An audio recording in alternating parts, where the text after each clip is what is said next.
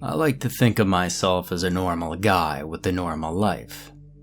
I like doing normal things like hiking, camping, fishing, with hiking being my favorite.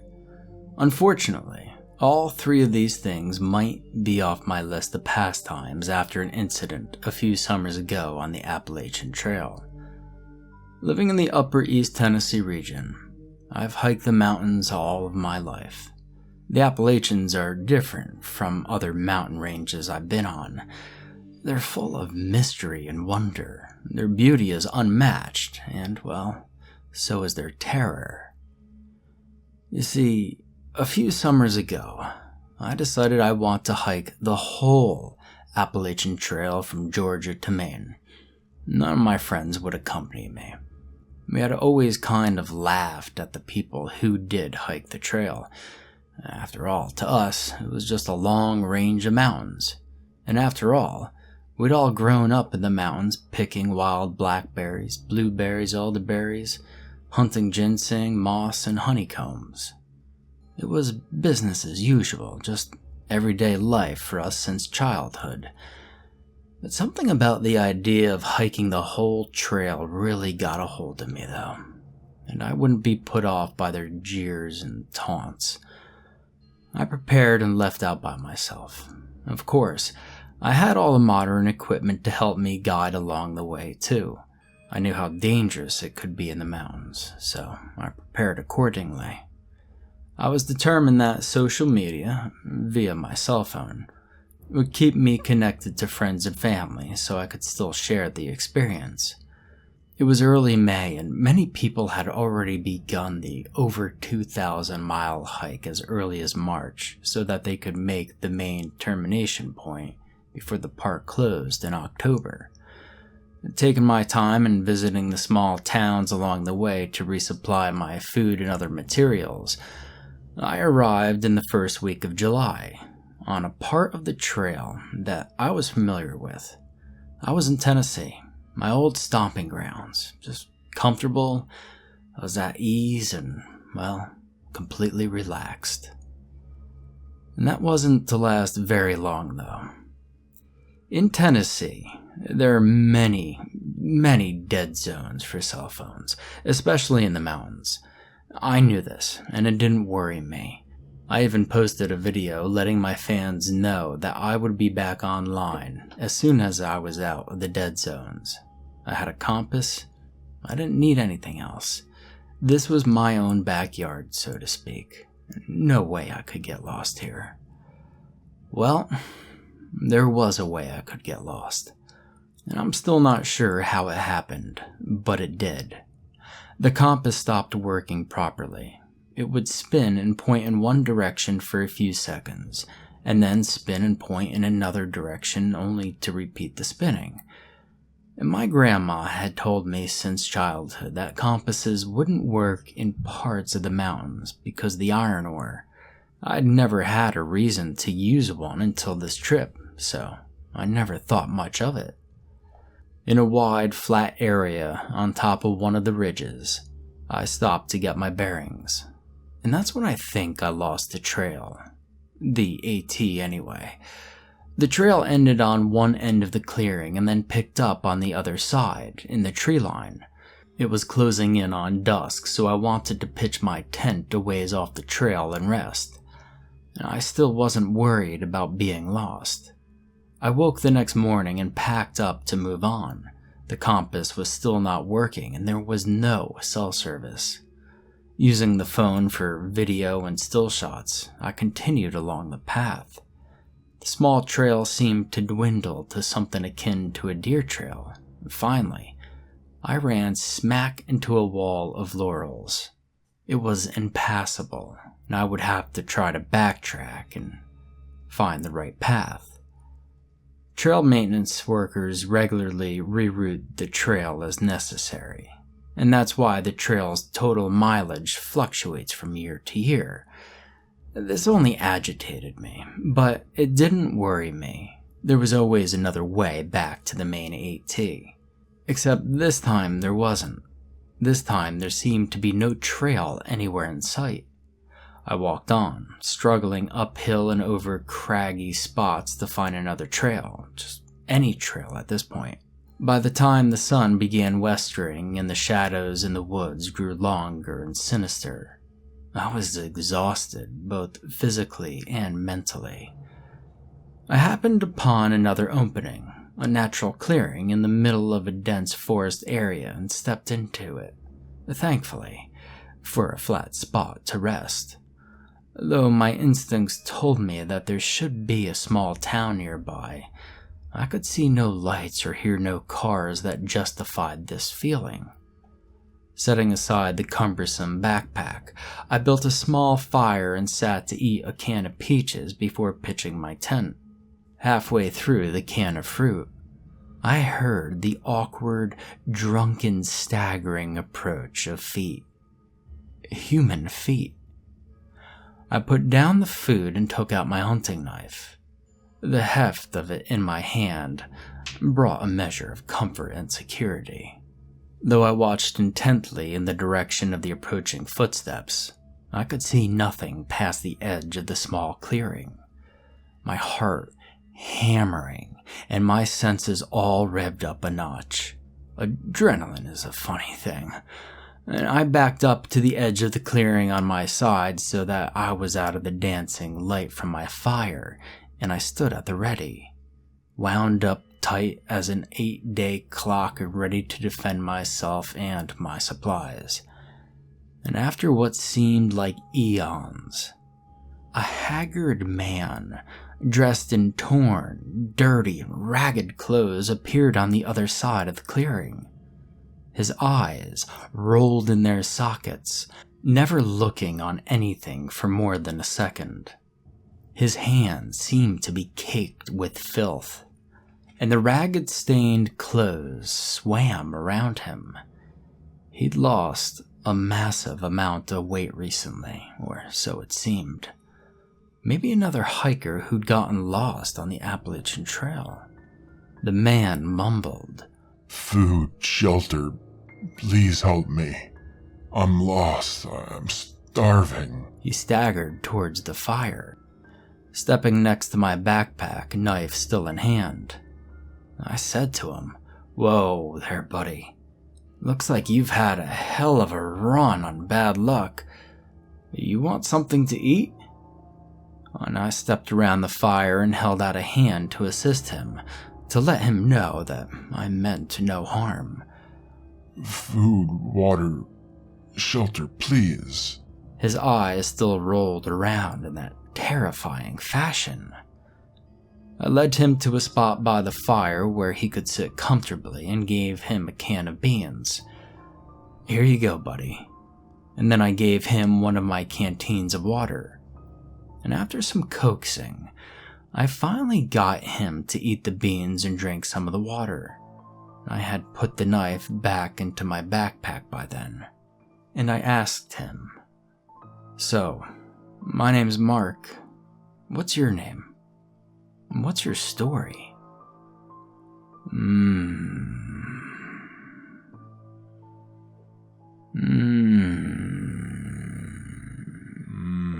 He made these noises for a long time. Long enough that I started to get annoyed hearing them. He seemed to become more agitated the longer he made the sound. He was moving his hands erratically and yelling louder, and I stood and backed away a few steps.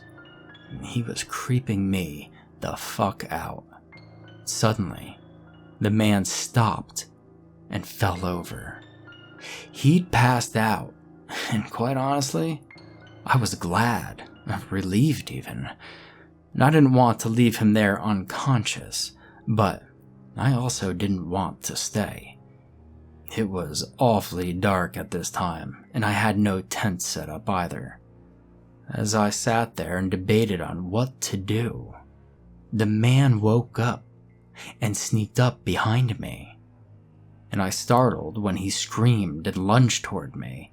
He knocked me sideways and we scrapped through the dirt and grass. The man weighed much less than I did, but was terrifyingly strong. As we wrestled, the man grunted and kept making that odd noise as he pummeled at my face and head. Then, he began screaming. It's all her fault. It's all her fault. And that's when I saw the filth on his hands and clothes. It was not dirt or grime. It was dried blood. I saw it up close and personal. I threw him aside and he slammed into a tree. I gained my feet and ran into the darkness. And I won't lie, I was in full-blown panic mode at this point. The mountains are very hard to navigate at night as the interior of the dense forest lets in only the minimal amount of moonlight, even when the moon is full, as it was that particular night. And not only was I floundering in the darkness, bumping into rocks that jutted from the ground and hitting trees hard enough to knock me down, I was running away from all of my supplies. The night fell deathly silent around me, and I leaned against the large tree, peering into the dark in his direction. I couldn't see anything, but I soon heard the determined and heavy footsteps of the madman, and then his maniacal laughter rang out, echoing along the mountain. The footsteps sounded too sure and too heavy to be the gait of the lunatic I just ran from. The wind kicked up and a steady strong breeze blew into my face. It carried the stink and the voice of the man to me.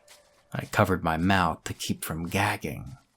Had he really smelled that bad while sitting at the fire eating? Boy, I need directions and I'm cold. Please help me. It's all her fault, I swear it. The voice had a haunting, hollow sound to it. Boy. And the plea came again, this time from above me, possibly near the ridge of the mountain. Then sobs, heart-wrenching sobs echoed to my ears. Who was she that he kept talking about? Why was any of this her fault? Had he been with someone hiking and became lost due to an error on her part, whoever her was? And as I was mulling this over, the voice came again, this time only about 5 feet from me. Yelping in surprise, I leaped backwards and fell on my ass, scuttling back farther as heavy footsteps rushed me. Flipping over to get my feet underneath me, I was shoved violently back to the ground, and the man, snarling and growling like a rabid animal, thrashed at my back. Kicking hard, I managed to get out from under him only to feel a burning pressure in my lower leg as he bit down on it.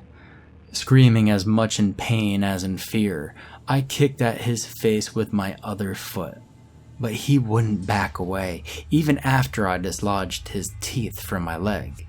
He came back every time I kicked him away, and I barely got to my feet and positioned myself toward the darkness again when he began repeating his plea. When I'd finally put some distance between us, I just yelled, "Just go away and leave me alone. I can't help you. Go back to the fire and leave me alone." My leg wasn't bleeding, but it throbbed in time with my pulse. Thankfully, the madman hadn't been able to bite through my jeans. When no answer came after about 5 minutes, I decided to move farther into the darkness. A particularly large outcropping of rocks that towered about 20 feet into the air seemed like a good place to hide and wait for sunrise. I crawled into the bottom, where there was a small indentation just large enough for me to sit up in and huddle there, forcing my breathing back to normal. When the wind blew, I imagined I could hear that man walking through the forest floor, as if he were circling my position. Then, the wind would die down, and I could hear no such thing. And soon, I convinced myself that it was just my imagination running wild. That, after all, I was probably safe. And there was no way he could have tracked me to this little shelter. A long time later, I fished my cell phone from my pocket and turned to face the rock, curving my body into a fetal position to hopefully hide the light from the phone. I turned it on, and my hand shook so badly that I nearly dropped it. The light was blinding in the pitch black of the forest, and I dimmed it as much as I could. Of course, there was still no signal. I held the phone in front of my face, willing it to pick up just enough signal so that I could shoot a quick text for help to my older brother. But it was no use. There was simply no signal to be had out there. I was completely alone, with this thing in the forest hunting me. Turning my head toward the forest, I pushed the button to darken the screen. As the light went out, I saw the most horrifying thing of my life. The madman had somehow crept up on me as I was messing with the phone, and he was leering into the shelter at me, his wide eyes blazing with lunacy, his wide grin full of chipped and dirty teeth, fresh drivels of blood streaking his face where I'd kicked him. Then we were in total darkness. My lungs refused to pull in air, and my heart exploded into thunderous hammering in my chest. My body tingled with pins and needles. The man's hand raked down the side of my face. His ragged nails flayed the skin from my temple to my jawline. It's all her fault. His voice started soft and low, and became louder with each word until it broke, sounding as if a churning gravel pit was talking instead of a man. And I wasted no time twisting my body fluidly to make another escape. His scream followed me up the mountainside to the ridge and dogged me until I fell into a large ravine. I didn't try to climb up the other side. I just turned downhill and ran as fast as I could. Now, I don't know how far I ran before I stopped hearing his grating cries and pleas, but eventually I heard nothing behind me, and I continued to run, panicked and blindly, bouncing off trees and hitting rocks until I came into an old logging road. The peachy pink glow in the east let me know that dawn was close, and I slowed my pace to a jog. I heard a group of men talking loudly around a steep curve in the road, and I ran towards them. And it turned out to be a group of forest rangers, and they were gathered over a large map spread on the hood of one of the trucks, and they all looked up as I ran toward them. And while I spilled the story about the madman, the tale was interrupted by a long, grating scream up the mountain. "That's him! He's followed me here somehow!" And I ran behind one of the trucks and watched for him to appear. One of the rangers ordered the others to set out for him, and then the ranger came over to me. "Son, I want you to just calm down now." He motioned for me to get into the truck. "Come on, let's get you checked out at the hospital." Without argument, I climbed in, anxious to be away from the mountain. As soon as we were on a paved road, I asked him, "Why were you all gathered there anyway?" "We were forming a group to search for a man who ran from a mental institution over a week ago. He's been hiding up there, terrorizing some of you hikers. One man wasn't as lucky as you. He died from his injuries and his wife is still in the ICU." My blood ran cold. "That man killed a guy?" And the ranger nodded, looking grim. "He was put in the institution because he hears voices that tells him to do things. One of the voices is that of his mother, who is rumored to be a mountain witch, and apparently she refuses to let him rest until he's brought back a person for her to possess. You know, so that she could come back to life or some sort of hokey like that. He says she torments him, won't let him eat, and causes him injury every time he fails. The ranger paused and glanced my way. He believes he must consume the victim for her to be able to possess their body because she's in spirit form inside of him. My body went numb and my mind reeled. That explained why he kept yelling that it was all her fault. You mean he was going to eat me to try to bring back his dead grandmother in my body? Nodding, the ranger kept driving in silence until we reached the hospital.